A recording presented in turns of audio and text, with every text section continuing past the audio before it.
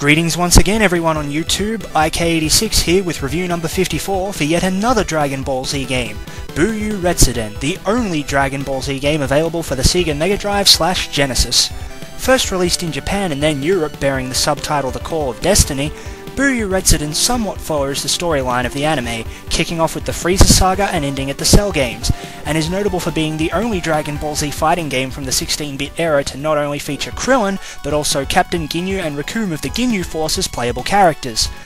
In terms of gameplay, the game takes its cues from the Super Nintendo's Super Butoden series of fighters, right down to the screen split that occurs when you and your opponent, whether they be the CPU or a friend, gain considerable distance from each other. It's here that you can utilise your character's signature attacks to devastating effect, although your opponent can even up the playing field by either returning fire, deflecting the attack, or blocking it. Unlike most fighting games, only 3 buttons are at your disposal here. The A button executes a basic punch, the B button delivers a kick, and the C button lets you either take to the skies or return to land as you see fit.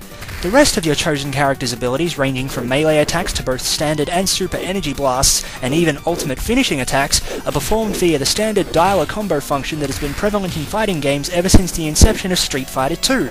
Graphically speaking, Buyu Retsuden is like a slightly less polished counterpart to the Super Butoden series. The character sprites all look far too small, most of the backgrounds aren't that detailed, and the energy aura effect just looks like it was stuck on at the last minute.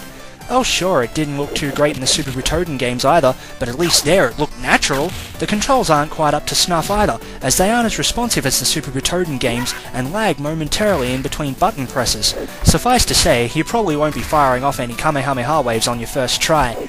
The soundtrack is probably one of the best aspects of the game, and the music is appropriately catchy.